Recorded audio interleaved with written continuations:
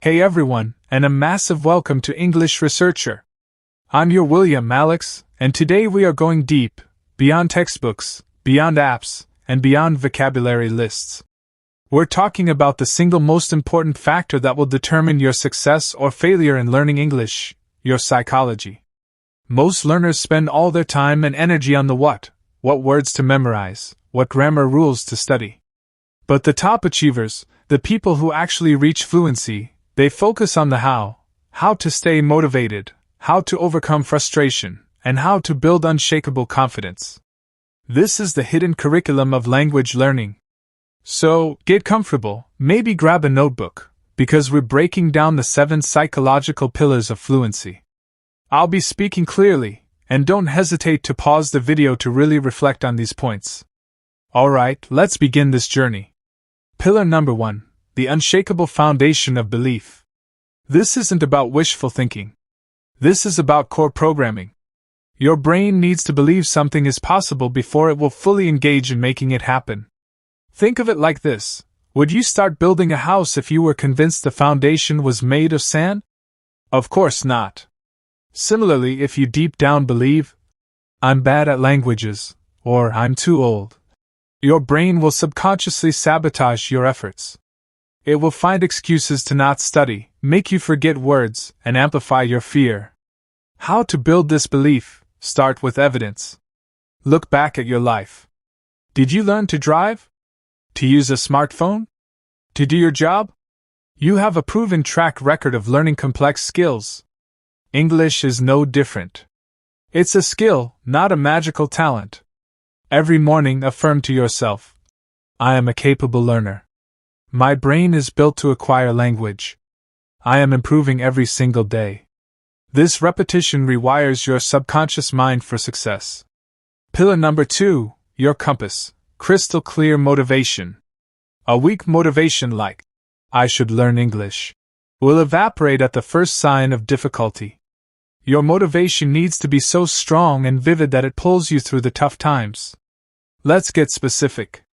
Instead of a better job, imagine exactly what that looks like. I am learning English to confidently lead my international team meetings and get that promotion to project manager, which comes with a 30% raise. Instead of, to travel. Picture this. I am learning English so I can travel to New Orleans, walk into a jazz club, and have a deep, meaningful conversation with a local about the history of the music. Action step, pause this video right now. Open your notes app or a journal. Write down your top 3 reasons for learning English. Make them sensory and emotional. Read them aloud every day. Pillar 3. The art of patience, planting an oak tree. In a world of instant gratification, we expect language learning to be fast. But fluency is not built in a day. It's built in moments. Imagine you're planting an oak tree. You wouldn't water it for a week and then get angry it's not providing shade. You understand it needs seasons to grow. Your English is that oak tree. Some days you'll feel like nothing is happening. That's because the growth is happening underground, in your subconscious. You're building neural pathways. Trust that the process is working. Progress is never linear. You'll have breakthrough weeks and plateau weeks. The key is to keep watering the tree, consistently, patiently. Pillar 4. Mistakes are your best teachers, seriously. The fear of making a mistake is the biggest barrier to speaking. We need to perform a mental flip, see every error not as a failure, but as a priceless data point. Think about a scientist running an experiment. A result that doesn't match the hypothesis isn't a failure, it's the most interesting result. It tells the scientist what to test next. When you say, I go to the store, and someone corrects you with, went, that isn't an embarrassment. That is a successful experiment. You just collected crucial data on irregular verbs. Thank the person who corrected you. They just gave you a free lesson. Pillar 5. The compound effect of tiny habits. Willpower is a limited resource. Relying on motivation to study for 2 hours every day is a recipe for burnout. The secret is to make English a default part of your day, not a special event. This is about micro habits. What can you do that is so easy you can't say no? Habit stacking. After I pour my morning coffee, existing habit, I will listen to 5 minutes of an English podcast, new habit. Environment design. Change your phone's language to English. Put an English news app on your home screen. The 2-minute rule. The commitment is never to study English. It's to read one paragraph or learn one new word. It's so small you'll often do more, but the barrier to starting is zero. These tiny actions, compounded over months, create monumental change. Pillar 6. Building confidence through action. You don't need confidence to start speaking. You need to start speaking to build confidence. Confidence is a result, not a prerequisite. Start in low-pressure environments. Talk to yourself in the mirror describing your day. Leave a comment on a YouTube video in English. Use a language exchange app and send a voice message to one person.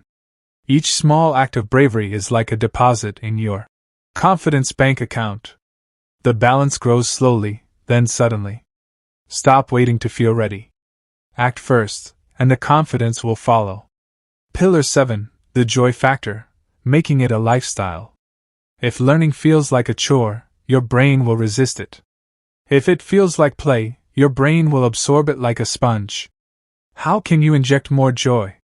Follow your hobbies in English. Love gaming? Watch English-speaking streamers on Twitch. Love makeup? Watch tutorial videos in English. Find your community. Join online forums or local clubs for things you love, photography, hiking, books, but where the communication is in English. You'll learn because you're focused on the connection, not the grammar. Consume content you genuinely love. Bored with textbooks? Read graphic novels, watch stand-up comedy, or listen to true crime podcasts in English. When you're engaged, you learn subconsciously. Conclusion. So there you have it. The 7 pillars aren't about memorizing rules. They're about building a resilient, positive, and powerful mindset. Belief program your mind for success. Motivation know your why in vivid detail. Patience trust the process like growing a tree. Mistakes treat them as valuable data. Habits use tiny actions to create big results. Confidence build it through small acts of courage. Joy integrate English into what you already love. Work on these mental frameworks with the same dedication you give to your studies, and you will not just learn English, you will own it. Thank you so much for watching English Elevate. If this video brought you value and shifted your perspective, please give it a thumbs up and subscribe for more content that changes the game. Tell me in the comments, which of these 7 pillars is most challenging for you? Remember, fluency is a journey of 1,000 miles, and it begins with a single, powerful thought. Keep believing, keep learning, and I'll see you in the next one.